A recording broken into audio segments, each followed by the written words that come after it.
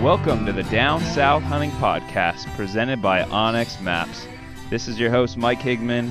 I'm running this intro without Adam. I just got back from the QDMA Deer Convention. I had an awesome time there and got some really good content that I'm really excited to share with you guys.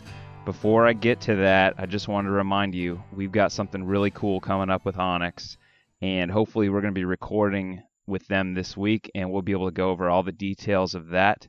I also want to remind you to go check out huntinggeardeals.com. Last week was Prime Day, and it was a huge success. Sorry if you missed out on that. Hopefully you're able to pick up some good deals on that stuff. But deer season is right around the corner, and now's the time to be picking up your stuff. You don't want to be going in last minute trying to find stuff and paying double the price you'd be able to get a deal online for. So make sure you're checking that out. Finally, the Nomad stuff should be coming out any day now, so we're keeping our eye out for that. We will let you know when that stuff hit the shelves. So let's get on with this interview. Had a great time talking to these guys, and I'll just do the introduction when I'm talking to them. We are at the QDMA convention, and I've got a couple guys here from the Element podcast. I've got Casey Smith and Tyler Jones. Welcome to the podcast, guys. Thanks, brother. Glad to be here. So I just want to start out. Let's talk a little bit about. Well, let's start out with talking about the convention a little bit. You guys learn anything yet, or anything cool? I thought that the interview that was squeezed into the middle of all the kind of QDMA Hype Fest this morning was very good, and I learned a lot about how to treat our declining hunter numbers, I guess, and what to do going forward. I thought that was really great. We learned what that deer, the things that stick up on their head are not called horns, they're called antlers. So apparently, do y'all call them horns in Florida? I think we call them antlers. Do you call them antlers? Yeah. Man. I mean, I know what they're Yeah, called. sure, like, I know the scientific. The difference in horns and antlers. Yeah. Right? But it's just like, where we're at, it's just like a very soft bump between those two. Yeah. You know, like we all understand the difference, but it's just culturally we refer to them as horns. Yeah. I was excited to listen to Craig Harper. Yeah. Because I've read a little bit of his stuff and listened to him a few different times on other podcasts or whatever, and that man is a genius. He is. He has a really cool sense of humor, too. I really dig guys that are just, like, simplistic and kind of, like, common sense, you know, and just, like, lay it out there for you. Yeah. And, like, there's no denying what he's saying, you know, and he's like, you see? You know, like, you can go mow your clover, like, 14 times this year, but you don't have to. Well, why would you? Why would you? If you're, like, waking up at Saturday morning. Yeah, that was cool. I kind of sad that we missed the first day. You know, we got here kind of late, but we made it here for the evening banquet, so that was cool. Hey, there's still a little ways to go, so there's plenty more to get tomorrow. And well, that's the deal. I can only absorb so much. I'm very limited mentally, so like I can't take it all in. You know what I mean? So I have to. We can only do 2 of the 3 days, I suppose. Yeah. I really enjoy getting to hang out with a bunch of people that are really into deer hunting and habitat and just serious about it, basically. For sure. So. For sure, man. It's a good deal. It's a good time to kind of. I mean, we're from, Redneckville, I guess you want to East Texas, and like there's a lot of dudes that hunt around us, but it's still, you still don't always feel like you're around like-minded people, even despite that, so it is good to be here where like you feel like you match up with people, like these are your types, so it's cool. It's cool. What's the hunting culture in East Texas like? Because I think most people think of like, Senderos and all that stuff, dropping corn and, just sitting on the feeder and that kind of stuff. But I think that's probably more like South Texas, right? Mm-hmm. Yeah, there's a little bit of that mixed in with the whole feeding thing because we're a feeding state, But where we live, it's there's not a mesquite tree anywhere, of course. And it's a lot more like the South, with the big trees, hardwoods everywhere, not a ton of agriculture, and a ton of small parcels, which is one of the probably most problematic things when it comes to like trying to gain access or have a decent place to hunt or whatever, because you've got, and God bless these people, they're doing what is their right on their parcel of land. It's private ownership. I'm a big supporter and hope to be one of those people these days. But if you got a person with a corn feeder on every 20 or 30 acres, it kind of makes it, I don't know, just more difficult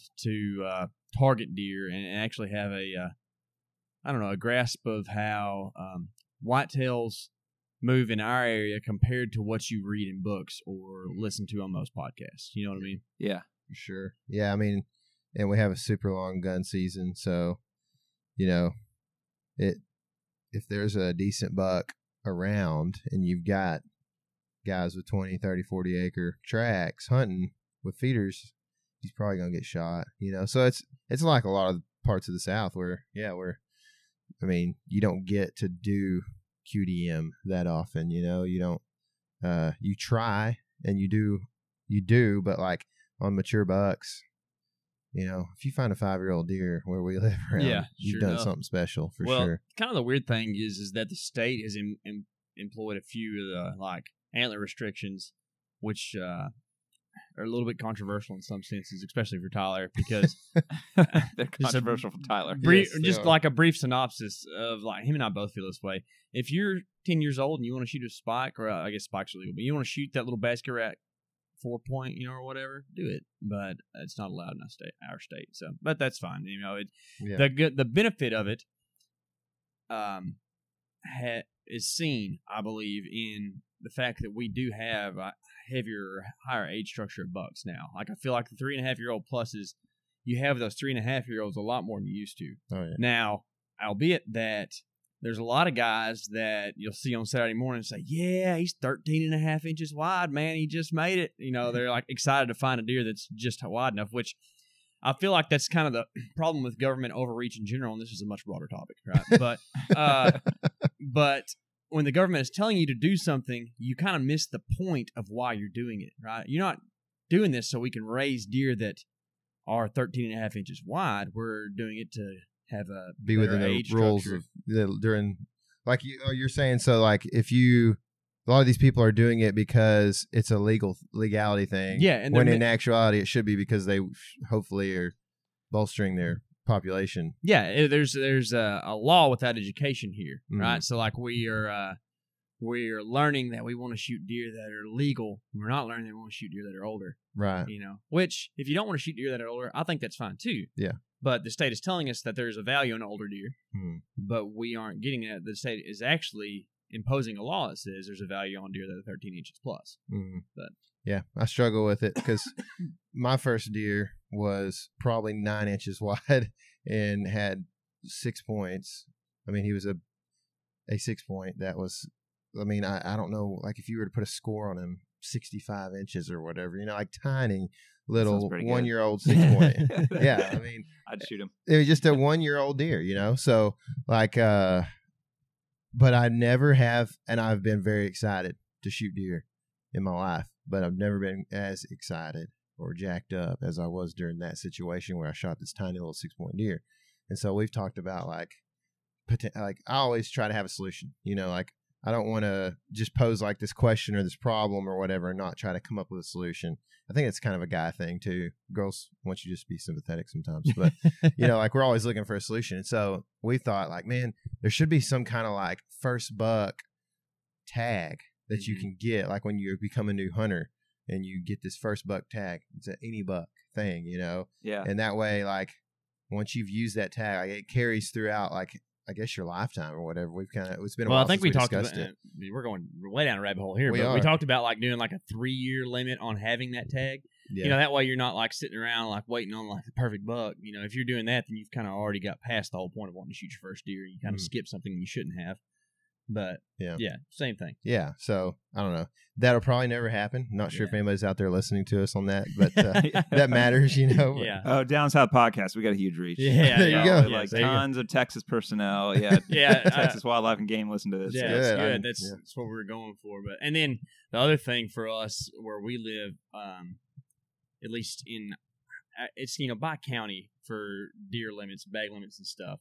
And for most of those eastern counties, it's about a 0 on doe harvest, minus we can, for some reason, on the days of Thanksgiving and the weekend after that, they allow doe harvest with guns, which I don't understand like how we picked that out. Except maybe they think that like families are gathered together, so it's a good time for people to go. Right. I don't know, but like it's just a kind of tough for hunter opportunity, really. Yeah, for sure. I mean, we're here at the QDMA convention where they're talking about like how important doe harvest is. Yeah. Yet we don't have any rifle opportunity really for does. We got a ton of rifle opportunity, just not for does. Yeah, right? yeah. At least in our county. So it has its challenges, but it's fun at the same time. It's everything in the hunting world is relative. Antler score, hunter opportunity. It's all about kind of where you grew up and how you hunt. It's just like how this past year I went up to the Midwest with you and saw a whole new world. Like my eyes have been opened that there's more than sitting in an oak tree hoping that a deer walks by or whatever. Like there's this thing called agriculture that I've never seen before that deer hit. It's pretty cool. Yeah, for sure. Yeah. So you guys not have like a bunch of wheat fields and stuff where you're at? No. Nah. We've got like really if you go 30, 40 miles north of us or 40 miles west of us, you can find corn, you can find some wheat and stuff like that. Yeah. But like we have a huge void where like we're in the middle of it kind of, or on the edge of it, I guess if you count the piney woods, but like where there's like no, our ag stuff is dairy. We have dairy. And so therefore we have coastal Bermuda pastures. Yeah. And that terrific Bahia grass we talked about this morning on the seminar. So yeah. But that's kind of why we try to expand our reach and go to a lot of different public parcels or whatever. Whenever we're talking about this, we're talking about kind of where we live, and then there's this other world where like travel to hunt around the state. The one thing we are blessed with is not a lot of public land, but we have a big state, so there's a lot of variance in where you can go. Mm-hmm. Yeah. So tell me about where you guys typically hunt. Like how close to your where you guys live is that, and I guess what are those properties like? Like how big are they? Is there a lot of pressure on them? I mean, we try to stay within a few hours of home most of the time. Yeah. But like there's some places we have outside of that bounds that like, I mean, it's better than stuff at home, So like we're going to try to make it out there. But I mean, everybody knows like if you're, if you're not like some TV show host, you don't get to hunt for 4 months straight, and that's fine. Like I'm jealous of them to be able to hunt like that. I'm not knocking them at all, but like, you gotta be the dude, building stuff Monday through Friday sometimes, and then going out on the weekend and if you drive 4 or 5 hours, which is a short drive in Texas sometimes, like you're not leaving yourself a whole lot of time to hunt. So yeah, I mean, of course we hunt within 2 or 3 hours of home most of the time. A lot of times, like, you hear about in the West, like all the valley stuff's private and all the public stuff is the mountains, the stuff up high because you can't like run cows up there as easy or whatever, it's kind of like a similar dynamic, I guess, because a lot of the WMAs around us are like bottomlands or places where reservoirs have been built and stuff like that, where it's not like the other stuff's really any better or anything. It's not like that like it is in the West, but a lot of what we're hunting is like some of that creek bottom kind of stuff, a lot of big wood stuff. We're not hunting CRP or anything like that much. It's going to be mostly trying to figure out deer moving around in the big woods. I mean, one of the toughest things I think about where we hunt is because we don't have ag, there's no like defined bed to feed pattern. We have a lot of oak trees, therefore we have acorns. But when you have acorns for 600 acres, it's like, well, which tree are they really preferring? They don't. They just kind of wonder. And there's one over here that's good, and there's one over there that's good. And I feel like we'll get there, but we don't. We're not like, we hadn't hunted it long enough, a lot of the stuff, to be able to just know that they're going to be over here every year. I mean, there's only 2 of us, so we can only see so much. And I didn't really start like learning the public land game until I was probably senior in high school or something like that. It's been, how long is that? 11, 12 years, that I've been off and on, doing the public thing, and I've been really serious about it for the past 4 or 5. And for a long time, I was just raised in a family where you just go to your stand, you sit there and wait on a deer to come by. Maybe you have a feeder if you're on private or whatever. But this whole next level deciphering deer patterns and movements and mature bucks and deer bedding, that's all not new to me, but it's not something I grew up doing. So what we're doing on public is a ton of fun, and that's one of the redeeming factors of hunting public land where we're at. Is that you actually get to hunt large tracts. That's another thing. I grew up hunting smaller places, and you're just limited on what you can learn about the deer because they cross the fence and you can't, And when we go hunt public tracts, you actually have an opportunity, you can cover a deer's whole core area, minus whenever you're on a private tract, that deer's liable to spend, 7 different nights and 7 different corn feeders. You know what I mean? And if somebody moves into your area or something, you can go hunt somewhere else because you got plenty of area to do it. Now, there's not necessarily plenty of really good spots. That's right, yeah. That's why we spend so much time with trail cameras and with summertime scouting and postseason and stuff like that, because we're constantly trying to find new places because it seems that, and I don't even know if it's on purpose, but just from year to year, you'll have people move into an area, hunt stuff that you have been hunting for a while. I think people just kind of bounce around and do different stuff if they're not super serious about it. And you just kind of need to back up for your backup's backup, So I'm interested to hear how y'all's hunting evolution has been over the last 10 years. How did you get, when you first started hunting public land, what were you doing?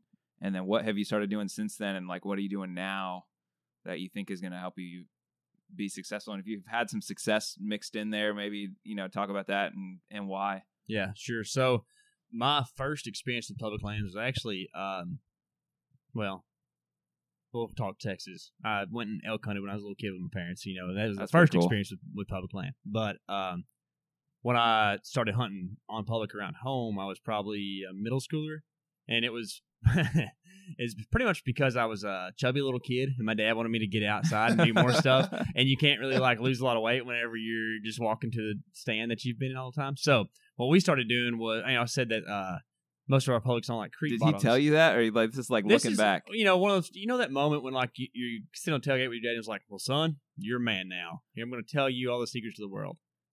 You were fat when you were little. And this is why we did that.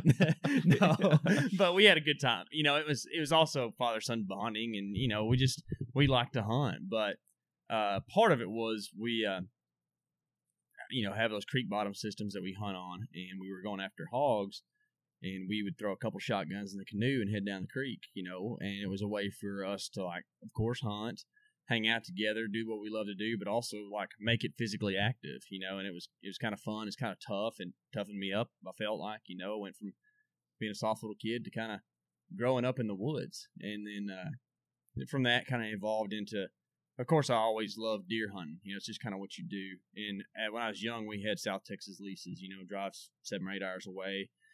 You go do the more traditional Texas thing that you see. But I guess around about the time I was going into high school, it really started pricing us out of the game. It became kind of a upper end kind of thing. It just got too expensive, per gun. And we have a huge economy, Texas. Yeah. I don't know. It's been a while since I heard the stat, but I've heard this several times. We have the 9th largest economy in the entire world, country wise. So we have a huge economy, and we have Dallas, we have Houston, huge port city. San Antonio, all these huge towns, and there's a lot of rich dudes out there paying for leases. And yeah, not sorry to cut you in, but yeah, that's why that's what he's saying by saying we got priced out. Yeah. So as an example, the most bad to the bone lease that we ever had, we leased for $1,000 a gun. And that was a year-long lease. Could be there $365 if we wanted to hunt. Which for us, we thought that was a lot of money, and especially for me, I really appreciate the fact that I didn't have $1,000. So my dad and granddad split that so I could go too, at age 12. And we hunted that 2 years, and it was awesome. And then lost that lease. And now I can go look at that lease on, what's that, leasefinder.com or whatever it is. I don't know. A bunch of them. Yeah, a bunch of those in Texas. And it's $8,000 a gun for, but it's just like for like the month of November, 2 weeks in December, and a week of turkey season. And it's like, how are these people doing it? You know? So, and I think that's where like even if I did have the money, it just seems impractical to want to do that. You know, like and this is another rabbit hole, but I just don't like. I've referred to it in the past, and I hope it's not crude, but it's the prostitution of whitetails. You know, like it's just like they became just a dollar factor. You know, and people will do anything to obtain them, and it's not really what it's about for me. I hate the fact that you said we have a huge economy in Texas, and I hate the fact that whitetails are a part of our economy. You know, I just wish it was more of a part of our culture. I mean, I think part of our culture now as a nation is, or as a world, really has gone to like with the smartphones and all that. Like you're expected to do more per hour of your life when it comes to work than ever before, and therefore you have the potential to make a lot of money. So like I just feel like I got friends or acquaintances that are this way, where like they have that lease because they make a ton of money, and they're able to make a ton of money, take 3 days off twice a year,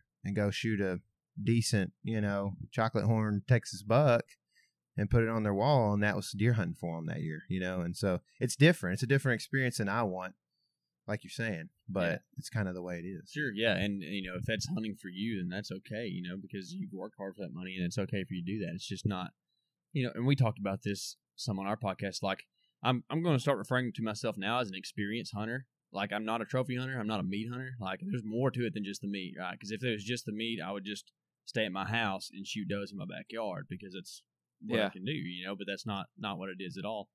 But anyways, and that's kind of what led me more to the public land stuff, because we kind of lost release, and it was kind of a need at that point in time. And through the years, just kind of started learning a little bit more, like, well, what do I do if there's not a corn feeder? And, at first you just go sit up by the creek because you're like, okay, deer will walk along the creek. It just kind of makes a little sense in your head, and you just kind of go through this progression. And what really hooked me is in 2013, I hunted a deer that for our area, would have been like biggest deer in the county that year. And I knew where he was, and observed him from an observation sit, and was after him like all season. I hunted 27 all-day sits, I think, that year. Man. Or something like that.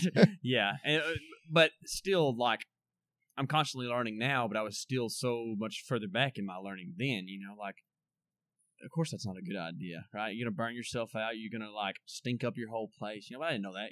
I just knew that, like, he was in that area, and I was going to get him, and I didn't end up getting him. And it just lit a fire underneath me, to, like, learn about it. What irks me is that I watched this deer, like, from 500 yards away 3 different times go bed out in the middle of this, like, open area.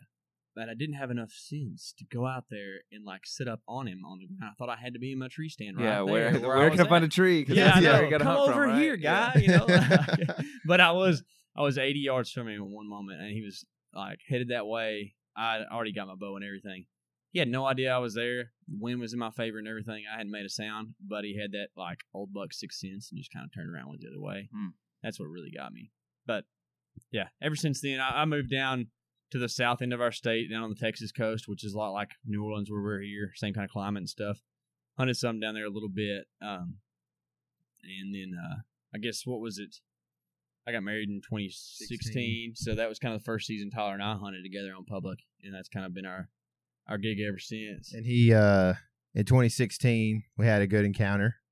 Yeah, we just talked about that. We just kind of talked about it at lunch a little bit, but yeah, we had a really good deer come in on public. It jumped out of his skin when Casey pulled the trigger, and then last year, he doesn't like to talk about it much, but he passed a really nice 3-year-old buck on public.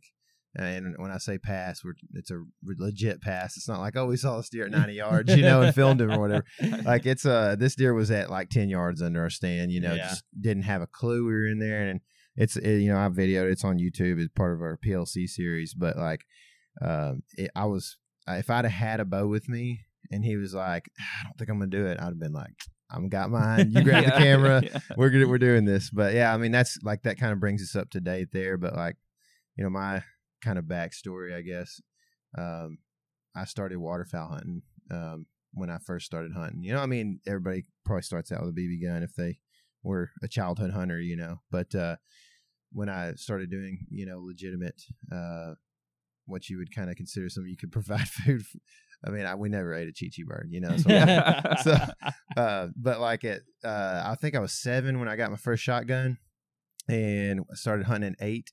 My birthday's right after hunting season, so I always got like cool stuff for my birthday that I couldn't use for like 8-9 months, But started waterfowl hunting on public land there at home, which that's Lake Fork and Lake Tawakoni. Lake Fork is, if anybody out there listening does some bass fishing, I mean, a lot of people say it's the best lake in the world for bass fishing. I bet you there's some people on this podcast that will like be ticked at you because of Okeechobee and stuff like that over in Florida. But. Yeah. But it's been touted as that for sure. So great bass fishing lake, and anyway, started out hunting there, hunted some ponds and stuff like that around, and got buddies and stuff, and did that. I was pretty hardcore about that through high school. Deer hunted from about the time I was 9 until, for almost 20 years before I really ever stepped foot to hunt deer on public land. So, basically we hunted, my dad and I hunted a lot in the Midwest, Kansas, quite a bit, Oklahoma, and, more the agriculture type stuff, deer, a lot more patternable, probably a lot less spooky. There's more of them, and they're bigger, just all these great things.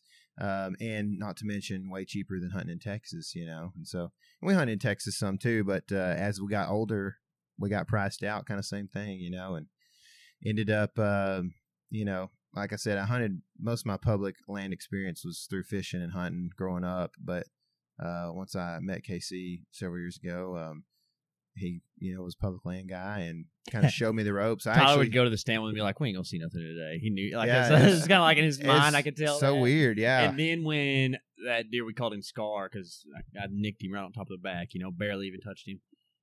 When that happened, like ever since then, Tyler's eyes have been like this. Yeah. You can't see because we're talking, but his eyes have been bulged, right after that moment, because he's like, man, we can actually do this. Yeah. Like, you can actually see big deer out here. Like I had just been grown up, thinking that it was kind of a waste of time to spend time on public land hunting deer, and it all depends on your perspective, like, sure. And we have wasted a lot of time out there. We actually have, I mean, for sure. Like if we had just even like a small property leased or that we owned around the same area, by now we would have shot a decent deer, out there. Or we've had encounters on public, but we just haven't. We've had weird things happen. Are there a lot of leases in your area? Like I know you said it's like smaller parcels. Is it?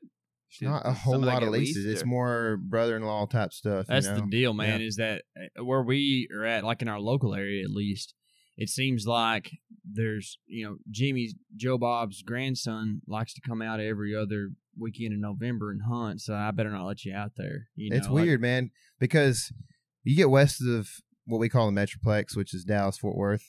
When you get west of there, dudes, landowners understand, like, I'm going to lease my property for cattle grazing, I'm going to lease my property for deer hunting. Then I'm going to find another group of guys who wants to lease for turkey season. We're going to do quail hunting. Like they are doves like, for like $50 a day. Yeah, and so they're all about leasing their land out there. You get east of the Metroplex, and it's weird how few. I mean, I lived in Dallas for 5 years and was pretty much unable to hunt in Texas at the time. We did, like I said, we still hunted up in Kansas and Oklahoma and that kind of thing. But when I moved back out east where we live now and where I was from originally, I spent 2 solid years like going through appraisal maps and trying to find landowners, cold calling. I mean, I would have 30-minute conversations with guys, and we'd have something in common, and I'd be like, all right, this is good. I'm talking to him. We're having a good time. And you finally get down to it, I'm talking hog permission. Couldn't even get it. Everybody's got a nephew that hunts, or they just we like seeing the deer out there once in a while. And I'm like, you see deer every day. It's not just every once in a while. I know where you live, but it was just, I spent 2 years, couldn't find permission. And, I have a wild story about a piece of property that I purchased that I no longer have.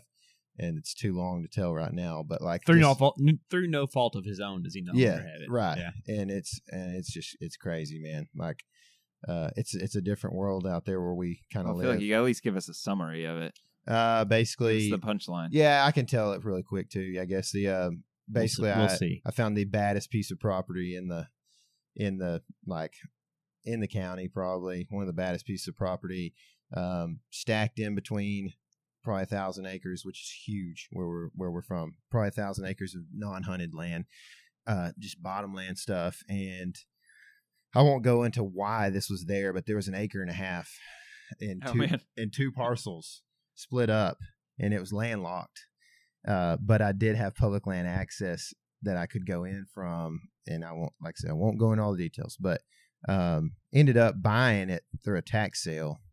And the county had been taxing on it since like 1974.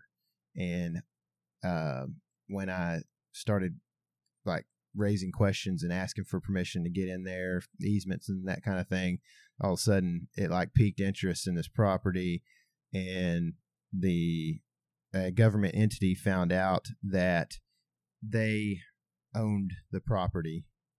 And that basically the county didn't own the property and never was theirs to sell, even though they had been taxing on it for 40 years to this person who had eventually stopped paying taxes on it, and it just went back. It's just crazy. And so I basically was without a few $1,000s for a year, and I set foot on the property one time.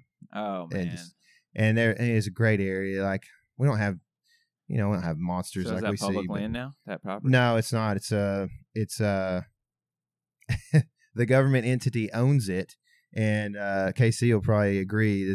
A lot of this stuff should be public land, but it's pretty much non-use. Oh, it's still public land. You just don't have access to it, which is a whole nother issue. Yeah, it's publicly owned, but pretty much privately held. That sounds like a school board thing. It's nuts. And like I said, that could have been a 45-minute story, but that's the gist of it, And so anyway, I couldn't find a place to hunt for the first several years that we moved back, and I continued hunting in the Midwest a little bit, and eventually met this cat right here, and it was like, he was like, dude, well, let's go hunt public. And at this point I'm like, okay, like I understand that I'm not going to find a place around here to hunt. So I actually, just I followed him around for the entire season, which was only about a half season, but following him around with a camera. And I didn't even take my bow into the woods one time. I don't even know. I never expected to shoot a deer that year. And so I was just kind of learning the ropes from him, basically. And we had that opportunity at Scar. And that was kind of like a change. I mean, because we hadn't hunted that many days by the time we got that opportunity. Mm-hmm. And so it changed my mind. Growing up, my dad is a super hard worker. And I owe like a ton of knowledge when it comes to hunting and experience to him, for sure. But because he's such a hard worker, he kind of like puts like I could be doing this all the time. He's just like can't get out of work mode sometimes. And so like he's like, if I'm out there, hunting, I need to be like seeing some stuff. Things need to be happening, and that doesn't always happen on public land, especially in Texas, So he just kind of always had this like undervalue, I guess you'd say, towards the public land stuff. And so carried over to me, obviously, until we had like a great encounter. And since then, like you were saying earlier, I mean, dude, it's too cool to like chase a deer on 600 acres that you basically own with a small access fee every year, and like to be able to think, well, if he goes over in the rut and starts using the 100 acres over here, if it was on private, you're toast in East Texas, mm-hmm. But, on public, it's a different story. And I really, really have enjoyed it a lot. And we were blessed actually to go hunt public in the Midwest this year, be due to a unique situation. And I shot a really good deer there, which we'll be releasing that video soon. But yeah, it's just like now I'm super fired up, and I kind of feel like I might have ended up shooting too big of a deer too quick on public land. Like I always wanted to be the guy that like, okay, you shoot the 6 point, that I was talking about earlier when I'm 9, and then when I'm 10, like maybe I shoot 2 little 6 points, and then when I'm 11 or 12, I shoot a deer. It's like gonna gross like in the 100 range, and then you get into your teens, you shoot one that may be like a Pope and Young, and I wanted to build it up. I don't want to be that one that headline you read where it's like young kid shoots 240, or whatever. Didn't want that to happen to me, because where do you go from there, I probably would have taken that. See, I'm just not that's that a burden way. I'd be willing to bear right there. Yeah, it would have been cool for sure, but I love I'm a goal setter big time, so like I just love that, and I feel like the deer I shot last year is like kind of top end on most public land tracks. What's funny you is should that set your goal to not shoot a deer bigger than that next year.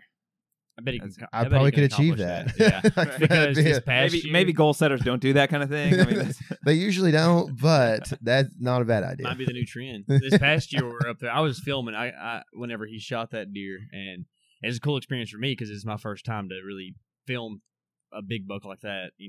Get shot, and before that, like. We'd have like a 2-year-old come in, and Tyler's like, should I shoot that deer? I was like, nah, man, you need to hold up. He's a pretty studly 2-year-old. Okay. They were.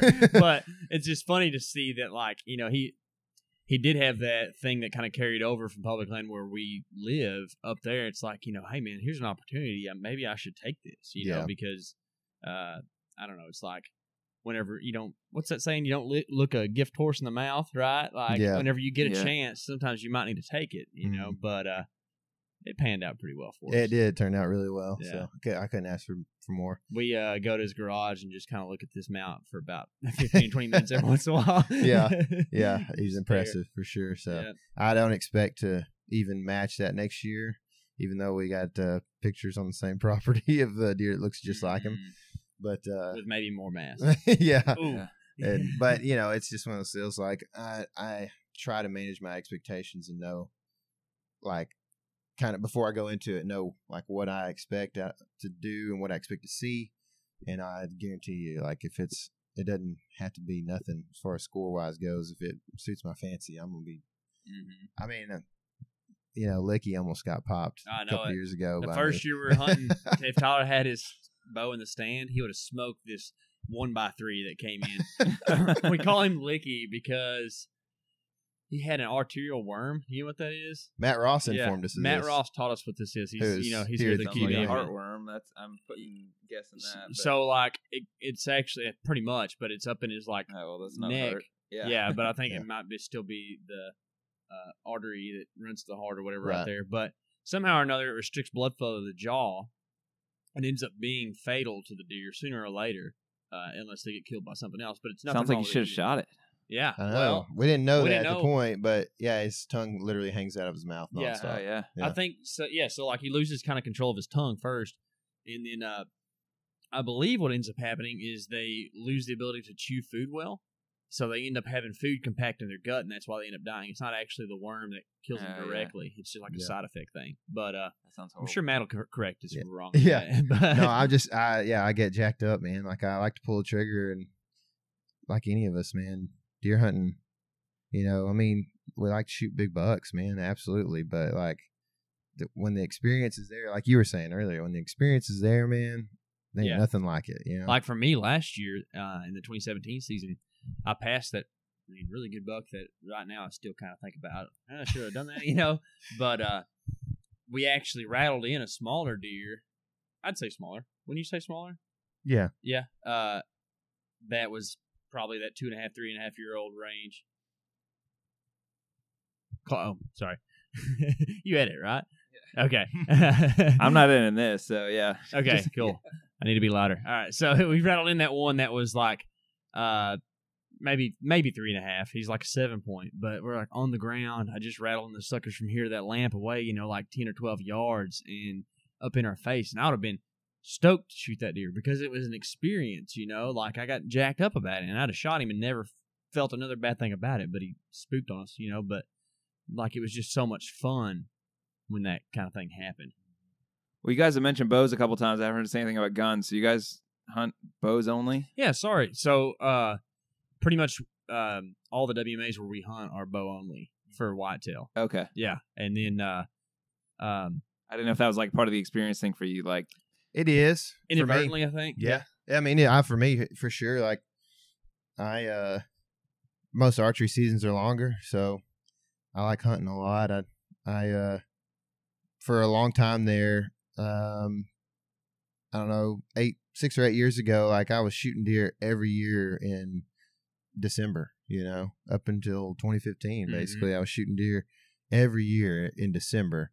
And like, I just was still sad after I shot them because I was like, my season's over, Yeah. I mean, and I just didn't want it to be over. I love hunting. I love sitting in a tree when it's crisp outside and deer running around, So Yeah, I had that moment last year elk hunting. I had a almost opportunity at a cow that ended up winning us, but like I was at full draw and looking at Tyler like, I don't know if I want to do this just because it was day 4 and we had 7 or 8 days to hunt, and it just would be like. did you just sad. have a cow tag, or it was? I had a cow and a bull tag, Either but sides. for it was either or? Yep. yeah, his either or yeah. tag. But for me, like after killing a bull, like and eating elk meat, the eating elk meat way outweighs like the bull or cow factor, Yeah. like way outweighs. So I was going to shoot first opportunity, but I had the same thing, like you just don't want your season to end. It's kind of weird that way, Yeah. But where we live is bow only on most WMAs, and there's a lot of guys who bow hunt too, and there's a lot of guys who gun hunt. But to be honest, like most of your shots are going to be bow range anyways. It's Yeah, because it's thick it's woods. thick wood stuff. We don't have a lot of reason to gun hunt unless you just aren't as inept with a bow. So it's whatever. I go out actually and do some gun hunting. So our state is separated into zones, and what's the South Zone, right? They have a longer season than we do, and I have a friend that gets like doe permits because they have a very large range down south, and I go down there and gun He's a hunt good friend every to year. have. Yeah, he is a good friend to have, man. Yeah. for sure. But and that's kind of the experience down there because they're in like that big hill country stuff with kind of scrub brush or whatever, and they don't run feeders on their place, so most of your encounters are from 200 to 300 yards. So unless you're like just lucky, pretty much, So we gun hunt there a lot, and it's kind of the like more, I guess, tradition side of deer hunting down there. It's very cultural, especially in this part of Texas. Like for a long time, people went to deer hunt down in Central Texas. Like that was kind of like the thing to do. Everybody went to their lease down there or whatever. There's deer everywhere. Deer everywhere. They're Yeah. the size of jackrabbits, but they're everywhere, man. And it's really neat. Like you drive through all these towns and there's these huge banners across the street that says "Welcome Hunters." It's like those towns like thrive, or maybe not thrive, but like exist off of the economy that hunters bring to the area every Yeah. fall. And we go down there. There's a hunter's cabin. They have these like rocks that we go sit on that people have sat on for like the past 4 generations and shot deer off of. It's really That's cool. It has a Mhm. mystique to it, so it's pretty fun. Yeah. So circling back to, I guess we're in summer now. So what are you guys doing now, scouting wise and preparing for deer season? Other than showing up at QDMA, we're not getting a whole lot done here. Yeah. Other than learning a whole lot. I do a lot of fly fishing. Yeah. Yeah, that's what it seems like. When did we put our cams out? I believe it was mid to late June. Yeah. So we kind of foresaw that this was happening, that we were going to be doing some vacation type trips in early July, which I did like an extended vacation. It was an epic deal. And then his was going to be like right after mine. So it was actually like we didn't see each other for over 2 weeks probably, or around 2 weeks. And so, it was like, we knew that was going to be like, a lot of people like to get their cameras out when July hits, because that's when deer start actually showing what they've got up top. Well, for a couple of reasons, we got them out earlier. The one I was kind of speaking of just a second ago. And then also the fact that we've got a deer that I've been chasing, or I've known of for about 18 months now on a piece of public. And last year was really good size. I mean, he wasn't people here from Iowa and Illinois, like they wouldn't think twice probably about this deer, but he's a good deer for public land in Texas. Yeah, antlers are great. Yeah. Unique, and he's a giant body, which he is super attractive to us. I don't know, just because he's a big mature buck. You know, like something special. We really want to see him come in. You know, Yeah. I mean, just that it was an impressive experience. And so, but he has like an identifying feature outside of his horns that we figured, like, even if he shows up with no horns on his head, sorry, I keep saying horns. There antlers, you know. But nobody's gonna be correcting you. Yeah. There'll be. We know a couple of people here that will. Definitely. You might need to talk in your thick Southern Georgia accent. I might just have to with the antlers, biscuits and boudin and stuff like that. No, he has an identifying characteristic. So, like, we figured without his antlers on his head, we could still probably figure out if it was him if we had a decent picture, you know. So we still have never really found. Like, we've got lots of daytime pictures of this deer, but we don't really know where he spends a lot of his, like, bedtime, you know. So we're trying to, like, narrow that down on this property. And I think it's doable, but I don't know if we're going to end up doing it or not. He's a real roamer, especially during the rut, man. And so that's kind of what we've been doing. So waiting on these cameras to soak. And once we get back from this event, pretty much, is we'll start. You guys do a lot of studying, like aerials and stuff ahead of time, and then walking it to you know, see what it looks like on the ground, or what's the typical? Yeah, maps are kind of my thing, man. I call him the cartologist. Like, I've gotten to where, and I'm not claiming to be great at it, but I do enjoy it. And He's good. I have confidence in it. Like, I can look at a map and almost not have to do the boots on the ground thing sometimes, just because I bet you I spend an hour and a half a day just looking at maps and just re-looking at maps, looking at different types of maps, and just comparing that to old data. And yeah, don't get me wrong, every time I don't ever not want to go walk a place, you know, but I have confidence to, and it happened last year in the Midwest. Like, I found this place on a map, we went hunting and killed a deer. Like, we didn't have to do the boots on the ground thing. There's a lot of luck involved there too, of course. Yeah, I mean, we went in the first hunt we did, and it was a morning hunt, so it was in the dark. Yeah, and it was like pitch black, and this particular habitat was difficult to kind of navigate at that time, you know, in the dark. And we ended up setting in a tree that, in the same tree, 2 hunts later, we had killed the buck. I mean, it was like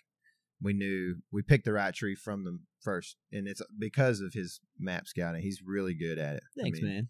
So you guys, like, set up in the tree in the dark, having never been there in the daylight. Yeah. I wouldn't really suggest that to everybody. No, it's tough. We've done it in other situations and haven't been successful. So, you know. We do a lot of that hanging hunt stuff, though. I mean, I bet you last year we bring stands in and out every time. Yeah, 75% of our hunts were hanging hunt. More than that, probably. Yeah. What's your stand setup?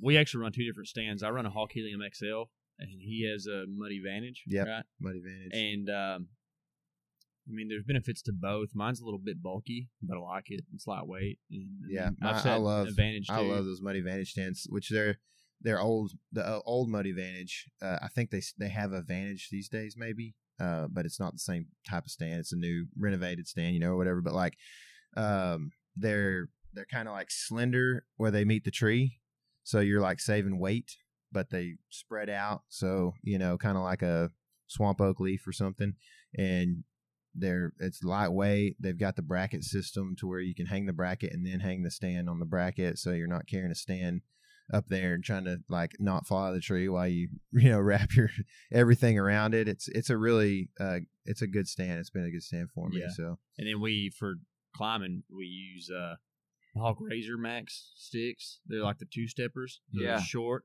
And okay, so I understand the benefit of having like extra length on each step or whatever, but for where we're at, there's a lot of branches and stuff that are in between steps. So it's actually more advantageous for us to use a shorter, more compact step. A, because of weight, and B, because sometimes it's difficult to fit 18 inches on the side of a tree. What kind of trees are you in a lot of times? Man, it varies. Sometimes we're in like cedar elm trees that are thinner than your arm. You know, it's like stupid. But and there's like 2 of y'all on the tree. Yeah, well, sometimes, it's. If there's 2 of us, we try to find a little bit bigger tree. Yeah.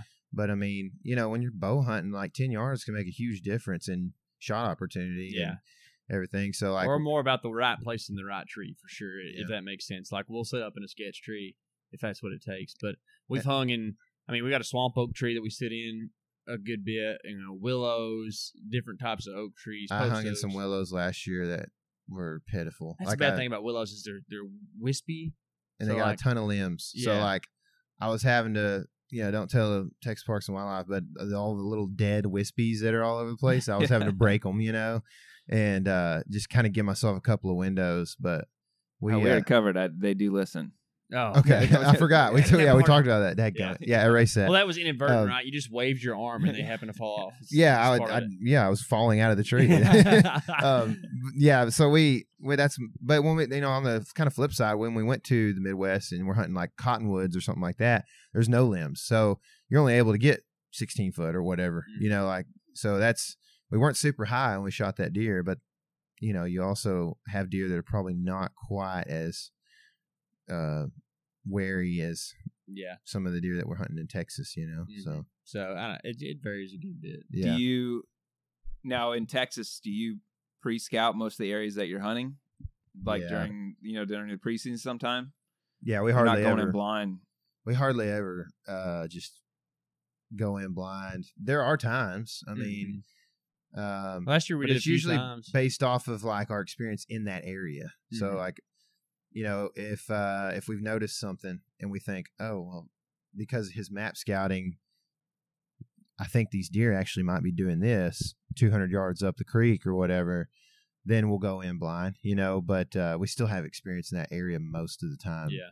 And it's funny because I think that in the past, I can think of 2 occasions this past season where like we went in blind and actually had some pretty good encounters as to other places that we've, scouted that didn't go as well the first time. I don't know if that's a pressure thing or we just lucked out or whatever, but I think that one of the big things for me on the going in blind thing is unless you're in a sparse area and you can pick out specific trees, that evening hunts are the way to go. If you're going to go in blind, you go in, scout with your stand on your back and find the right tree. And that's how I always end up with better success in that situation, because last year, opening morning, I went in blind, and tree looked great with the headlamp and everything, got up in the tree, and then ends up like, it's terrible, just like not the right spot. There's no trail anywhere near there, but I thought that on the map it was going to be a good situation. But so I would say my biggest suggestion on that is to do it in the evening. That way you can see exactly what's happening. Yeah, a lot of times if I don't have stuff set up ahead of time on public, I'll like to hunt the evening and then just leave my setup, and then I'm gonna hunt the same spot in the morning. Yeah, and then midday I'll move again and hunt the next evening, kind of deal. Yeah, that's the best way to do it for sure. I mean, it's tough in the morning.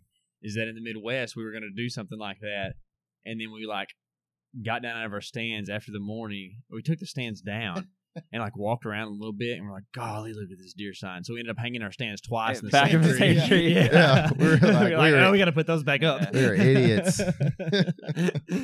Yeah.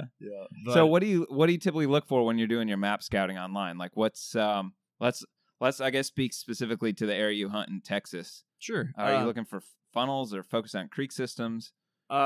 It's of course a mixture of both, which is not an answer you wanted to hear.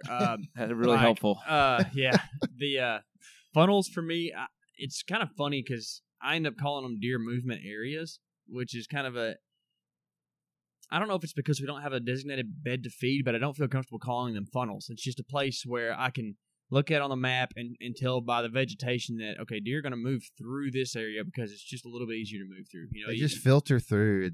Yeah. They're you'd be surprised at the lack of trails we have. Mm-hmm. I mean, I've seen it hunting other places. We went and scouted Iowa a couple of years ago for some dumb reason, but there, it's like cattle bad trails. About what you normally hunt. Yeah. But one of the things that when I first started hunting with him, this is kind of a little bit off your question, but kind of adding to what he's saying here, is when I first started hunting these public lands with KC.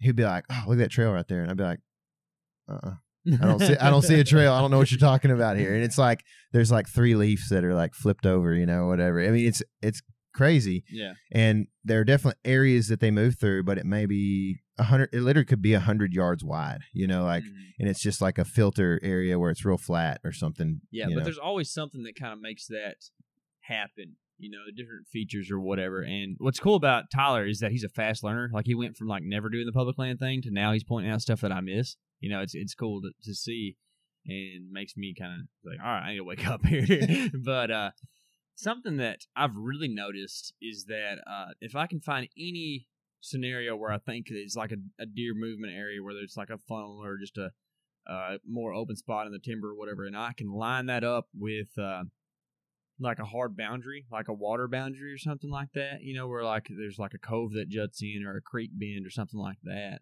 I think that we've had some pretty good success with situations like that because like there's just one place that we hunt that the deer move freely, probably in a 400-acre area or something, but there's a main water feature that kind of pushes out into that, and our stand is like right on the very tip of that. And man, deer walk. I mean, I could spit on deer pretty often out of that stand. None of them would it have done me any good to. But one of the things that like I've noticed that like this buck that I was telling you about that I've been kind of I've known for the last 18 months or so. Sometimes in some areas of the state we are finding some agriculture, and also we've happened on. There's a spot that we hunted a lot last year that we didn't know, but there was a deer feeder like 60 yards across the fence from us, and we had never gone down that far because we didn't want to spook any deer. So we like had always hung right here. And one day I'm sitting there at like 5 o'clock in November, and I hear a feeder go off, and I'm like put my binos up. I'm like, there's a feeder right there. Yeah. No wonder we're seeing deer on trail camera here, But the reason that we ended up hanging there was because there was really good. I guess that there was a really good fence crossing there. So like one thing I'm seeing is where deer are crossing fences to go into properties. And so, a lot of times, there's easy walking down a fence line. It's been cleared or whatever for whatever reason to put the fence in or whatever. So if you're walking down and you see a good crossing, that's a great place to like initially put this is what I did with that buck. Like I went in and I looked at the aerial and I said, okay, this looks like an area that deer might cross into the next property. I go over there, I find a good crossing, mud on the fence, that kind of thing, and put my trail camera up. This buck shows up in the night, every night, like midnight or later. And so we moved the trail camera back like 400 yards maybe, and nothing. And then so like a month later, we go back, check it, there's nothing. We go move the camera, to the west or whatever, and start picking them up a few times in the daytime there. So like backtracking off of those places. I mean, I think you got to always try to start like and find the best. If you're looking at a new property, like you got to find your spots on your map and then find the best places of the most traffic, the most trafficked areas maybe on the perimeter, and then you can backtrack into the property and find. Yeah, it's kind of like Bill Winky's like. He'll get one camera out and then create a spider web basically. Yeah. Sounds like y'all need to get on Hunting Gear Deals and get some more cameras. One camera at a time, waiting a month. Yeah. So Tyler's big on cameras. I love cameras, don't get me wrong, but he kind of has a system for like how he likes to put them out. Yeah, I mean, like one thing I love doing. So in a particular situation, we've got deer that are moving to an ag field, say, and there's basically a group of trees that comes up to this road, and then on the other side of the road is some farmer's ag, field or whatever. So in that situation, especially if you're in Texas, where deer aren't making like too many just great defined trails, you find those trails that you can find, and I like to I'll try to explain this for people who can't see me right now, but basically perpendicular to the movement of the trails, put cameras on several trails. So like 3 or 4 cameras going, say, east to west in a line as deer are moving north and south or vice versa. So so you find out which trail they're, using the most, and then that's the trail that you can either start backtracking with, or if you're seeing daytime movement, then you just set up there, Like Tyler the spider web. Yeah. That's it. Yeah, just catching the flies as they come through. So, going back to your deer movement areas, Casey. Yeah. Do you think they're actually bedding in those areas too, or you just think they're like filtering through in between bed and feed? I mean, Are those areas also have like oak trees and stuff where they're feeding through there when they're going through there? Yes. I don't know if you experience this. I bet you do. And we hunt in very different areas of the world, but it's still kind of that southern plains kind of thing.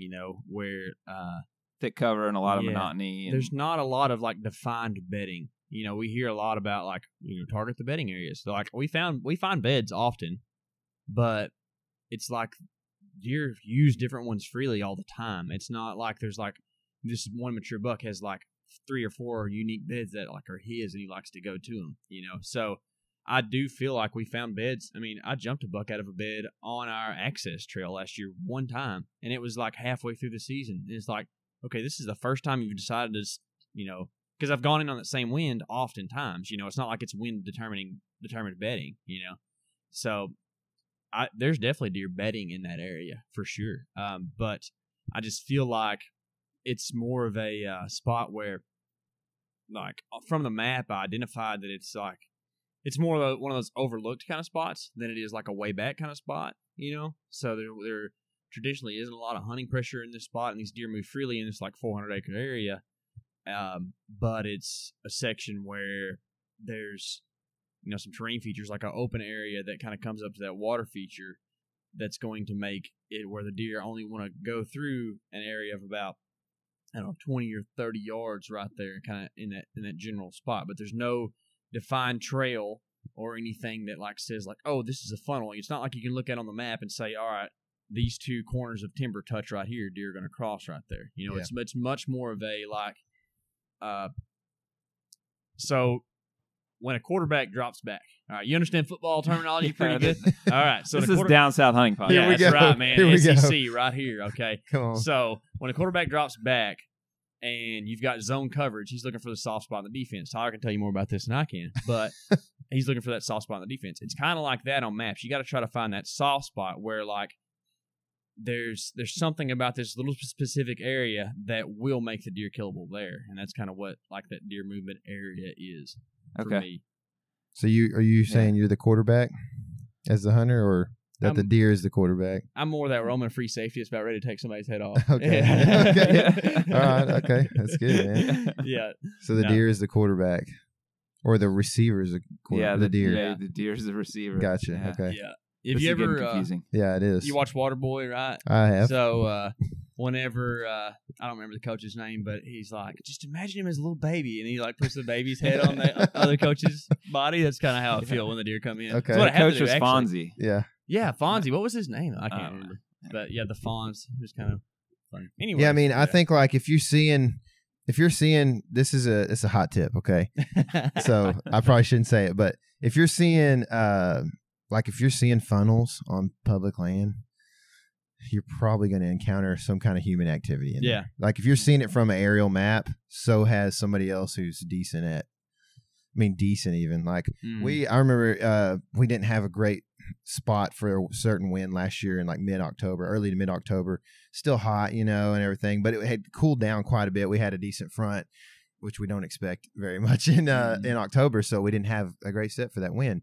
And we were like, man, we got tomorrow. We need to hunt, and so we found a place, and I think I found this place, but it was like great. You could see like almost when you say funnel shaped, I mean it's almost like a hourglass shape, kind of thing. And you're like, man, we need to set up right there in the middle of the hourglass, like simple. Yeah. We're gonna see deer moving through there. There's oak trees right there, and then there's scrub trees, whatever they're swamp ash or whatever. And so anyway, we went in there and set up, and then I mean we had a guy walk in within like 50 yards of us before he saw us, Yeah.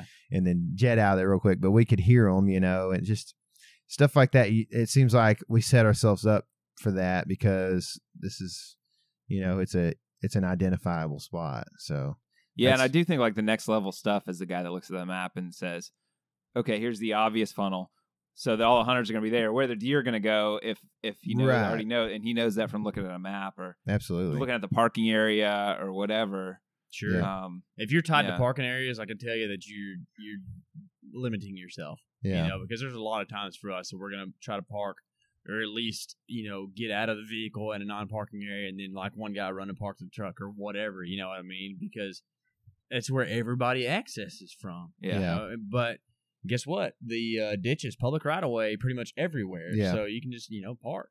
Yeah. So that's how we were entering a lot of our stands, and it gets you that extra 600 yards or whatever that most people don't want to walk on top of the mile in or whatever it might be. So yeah. Which we're not always hunting a mile in. Nobody is. I can tell you, like, guys will say it all the time, but sometimes you only got time or the gumption to go a quarter mile, or whatever. Or sometimes you live in a state where there's a road every mile because that's how it's made. Right. If guys are telling you, well, a mile and a half back, then you're like, no, you ain't, because that's impossible right here. So yeah.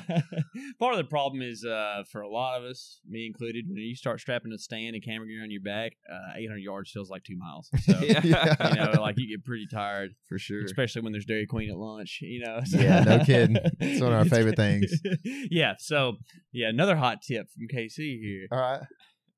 If you're not into all day sits, which I am often, then go find a Dairy Queen at lunch and get a hamburger, because man, it makes that evening sit so much better. It's easy to take. They do like lunch deals that are like $5.65. It's like, y'all have Dairy Queens in Florida? Yeah, but we just started getting Culver's. Oh yeah, that's pretty good stuff. I think, Culver's isn't it? Ridiculous. Y'all like it? Actually, the food's okay. Yeah, it's okay. Yeah. But the ice cream's next level. Oh yeah. Okay. It's custard ice cream. It's oh man. It's kind of like a Freddy's. We have Freddy's every once in a while in some of our places. Yeah, and we got Fred. They started apparently like these custard restaurants have figured out like there's a lot of old people in Florida and they love ice cream, so these things are popping up everywhere. Yeah. So like right away when they first started putting them up, I'm in sales, so I drive quite a bit. And every time I drove past one, I'm like, well, I got to get one. It's really good. Well, now they're like everywhere. I'd weigh like 400 pounds. Yeah. I got it every time I got one. Limit your one. intake. But he's a trophy ice cream hunter. Ooh, he's passing. I'm hunting the experience. Passing a few years. Oh, that one's only been up for 3.5 years. So we're gonna pass that one. We're looking for a 5-year-old ice cream stop here. So. Oh yeah, that's my hot tip though. If they put a Culver's up, watch out. Oh man, yeah, that would be nice. It's good to get like a little junk food, I think, here and there during deer season. I'm a big fan of Little Debbie for hunting season. Yeah, yeah. I mean, if you're putting in some sponsor the podcast, yeah, if you're putting in some legwork, man, I mean, you kind of earn it. I feel like, and it's man, we talk so much about tactics and how to kill big deer and this and that, but like in the end, this should be fun.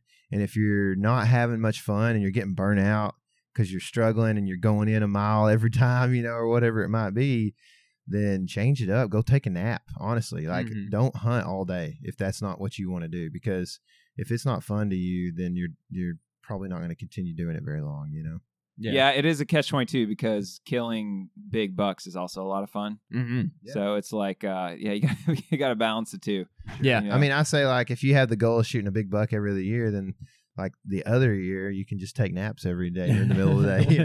Get ahead, right? If your goal is to shoot a big buck every other year and you kill like 3 in a row, you're like, I got 3 years. I can just chill. Just sleep for 3 years.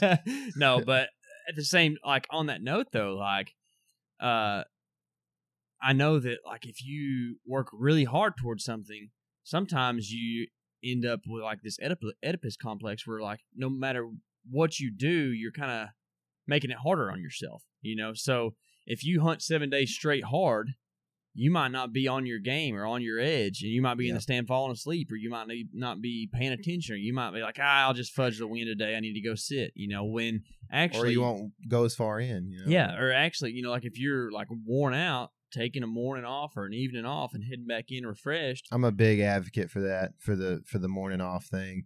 If the wind's... you're a big advocate of sleeping in.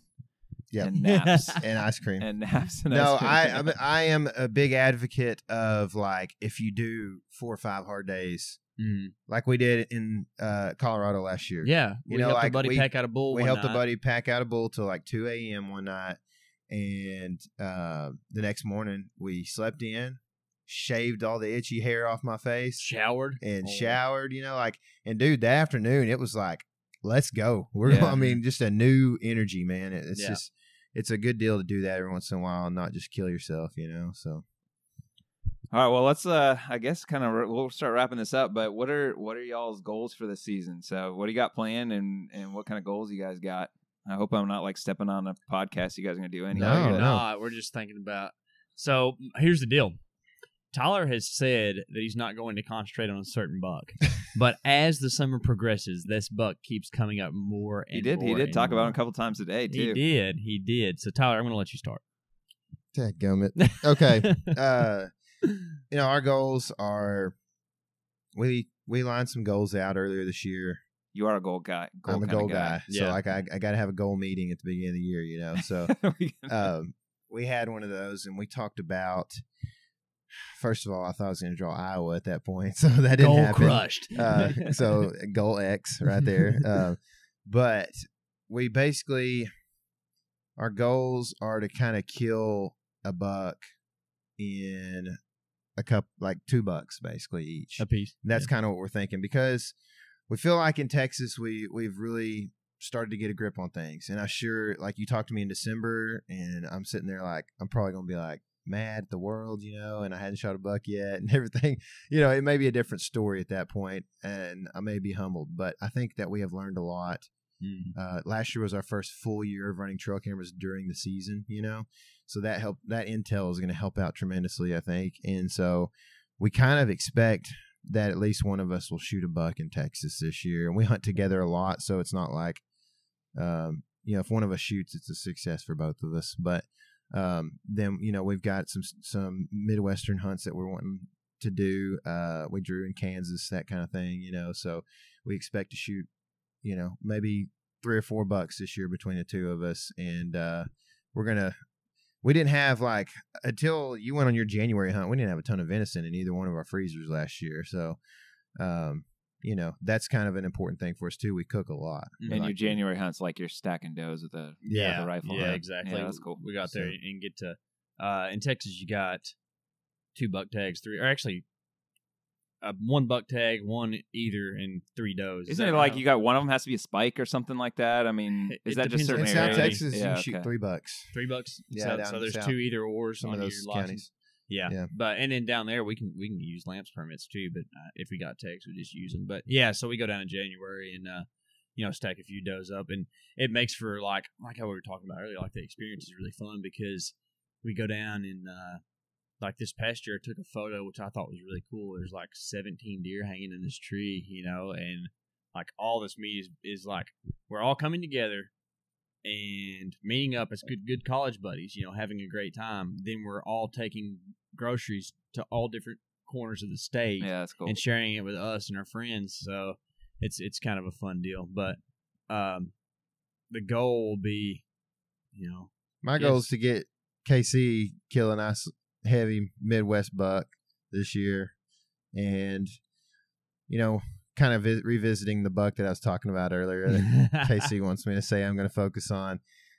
I think it's going to be dependent on what intel we pick up from here through October, basically from trail cameras. But if you're getting like regular pictures of him, he's gonna be he's going to be main focus at that point. And I think that's part of why like we have a lot of cameras devoted to this deer right now.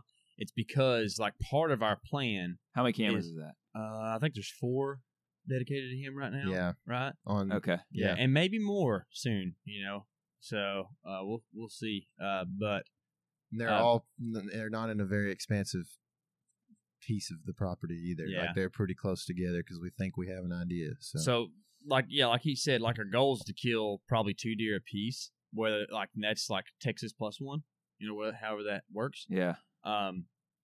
So but to achieve that, we kind of feel like we need to kill a buck in October in Texas. And that's part of like this thing. Is like we want to try to get, before we go on a Midwest rut trip, we want to get a deer down. Is that when's the rut in y'all's area? It's going to be probably from trail cameras last year. Would you say like Thanksgiving to December 10th? Wouldn't that be kind of like the biggest? So October's still kind of early season patterns. Yes. Yeah, I think. Yeah, definitely. I mean, our rut's probably.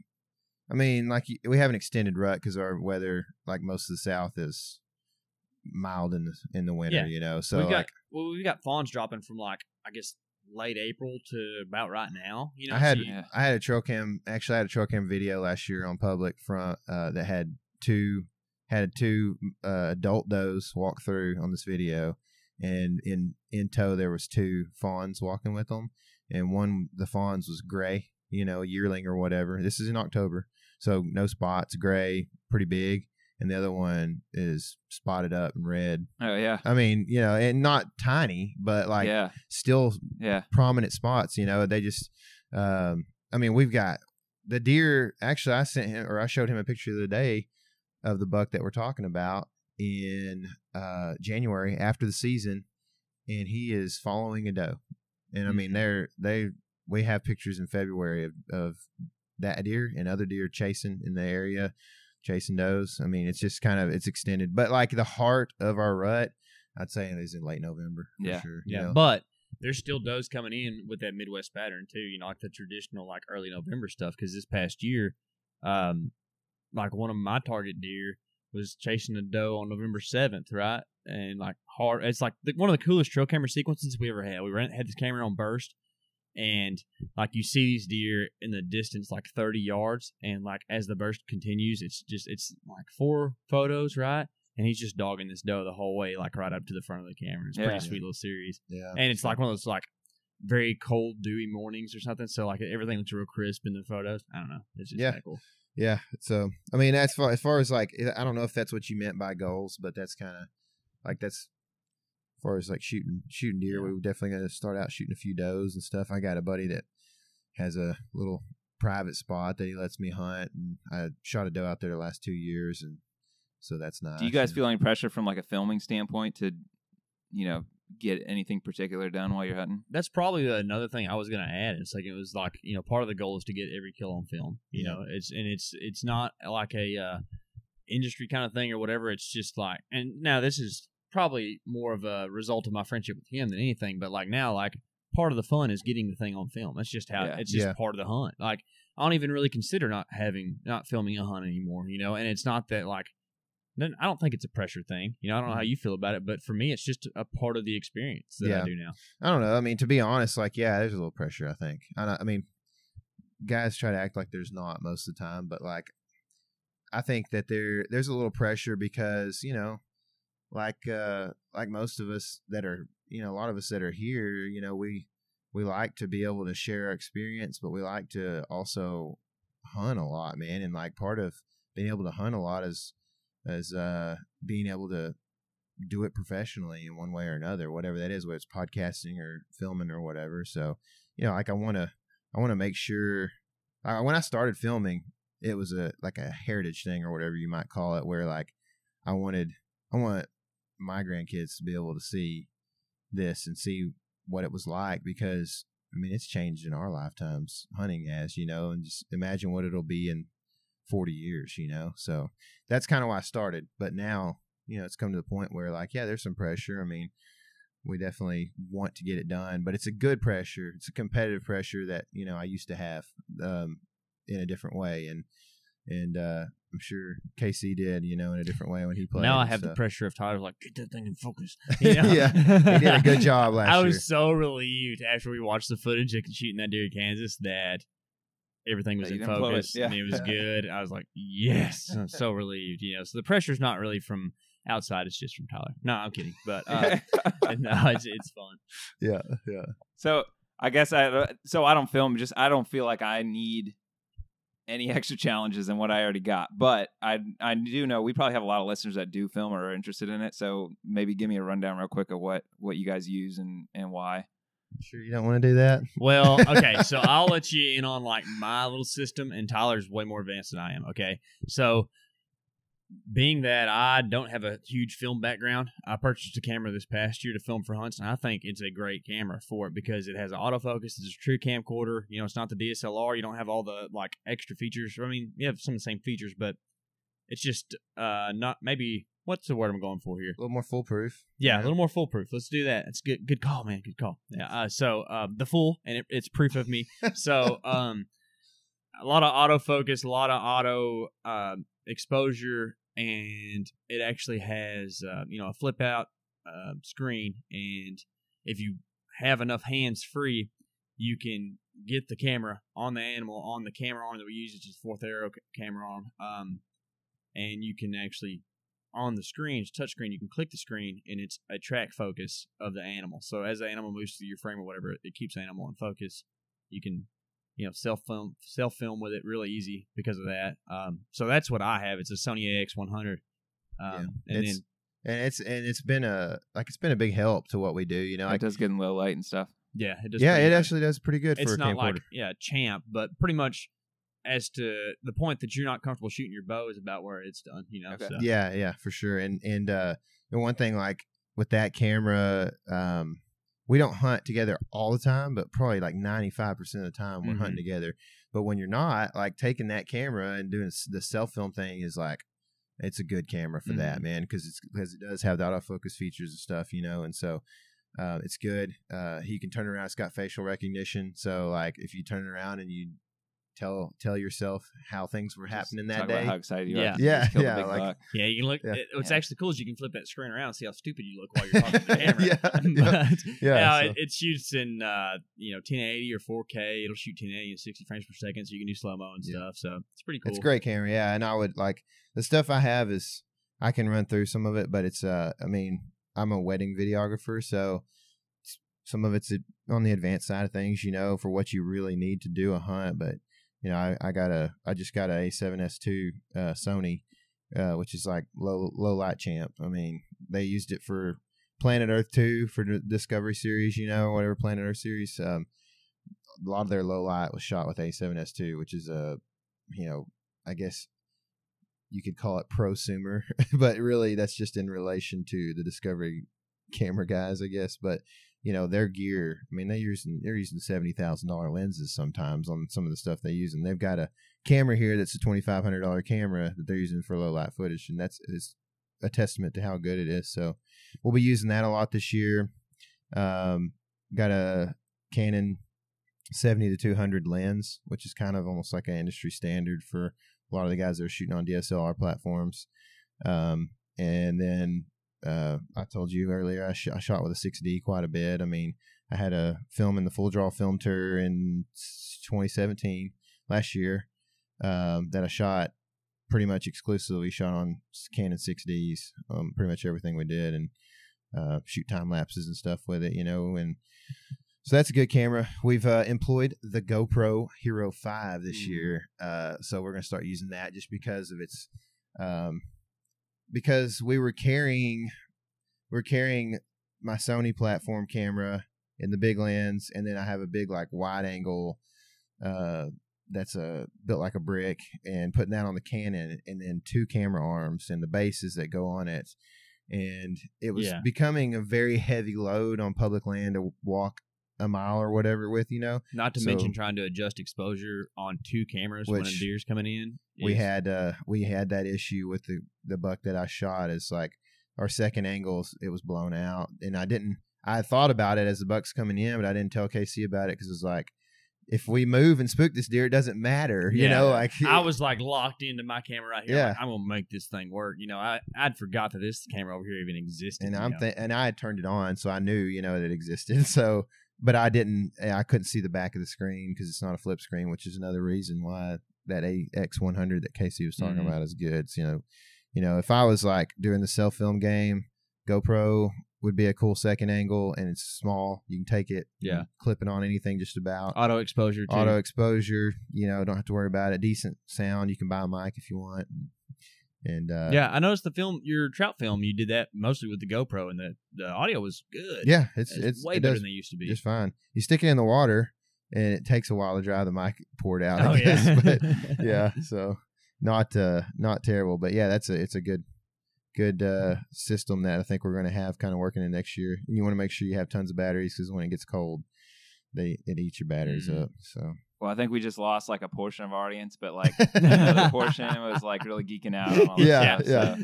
Well, why don't you guys give me like all your social media and where to listen to your podcast, YouTube, all that good stuff? Sure, yeah. So at the Element Podcast on Facebook and Instagram is the best place to keep up with us. Like Tyler and I both have personals. Mine's kind of boring. It's usually just a picture of me and my wife or me and my youth kids from church. So I mean, I like that stuff, but not everybody does. But anyways, we're on the Element a lot. If you want to see like our day-to-day stuff, the Instagram story is kind of the place to do that. We'll do Facebook Live stuff every once in a while. And then Tyler's kind of the YouTube master. Yeah, I've been kind of managing the YouTube channel, putting quite a bit of content out for the last couple months. So, you can search us on that. I think most of like our profile pictures across most of our platforms are pretty similar. It's a black and white photo of me holding a buck, basically, and so you can kind of just see big horns and my ugly mug, and that's the same as our podcast artwork as well. So that's on iTunes, Stitcher, Podbean. Yeah. So And what's the name of the podcast channel? The on YouTube. Yeah, I'm sorry, not podcast. Yeah, the YouTube channel is I don't know the actual URL handle for it. I was just looking but if for they that. look up the element. Yeah, But if you look up the element and you see that picture, the black Cool. and white picture, it's the same thing. It'll pop up pretty quick. Yeah. We've got like a weekly blog that we do called Public Land Chronicles, which will be just kind of like our I guess you'd say week to week experiences on public land. It's more for us. PLC, you guys. Yeah. Yeah. It's more for us than it is for the viewer. I think we're like we just like half the time we don't, we may not even hardly see many deer or whatever coming in, and so like it's just like it's like our what Dan Perez was talking earlier about, like how he likes to journal.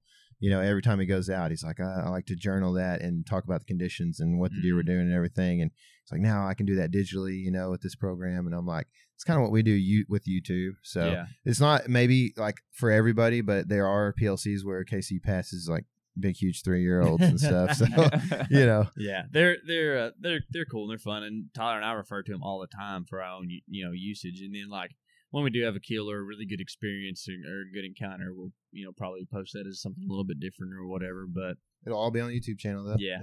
So thanks for the opportunity to do that, man. Cool. Yeah. Well, thanks so much for coming on with us. It was a lot of fun talking to you guys. And Sure. Yeah, I'm looking forward to the rest of this QDMA conference. Sure enough, Yeah, you man. too, man. We got a big Yeah. event tonight, I think, right? We actually Yeah. have to dress up. That's tomorrow night. Is it I good? hope, I'm 'cause I not didn't looking bring it- forward to I that didn't one. bring any dress clothes. Good. You okay. didn't? I brought 'Cause I don't- flip-flops for the whole show. So I'm Yeah. I've got like a button up, so we'll see how that works. I'm sure there'll be dudes in like 3-piece suits, but Probably. It's all right. yeah. All right, guys. Well, thanks for coming on. Yeah. We're out down south.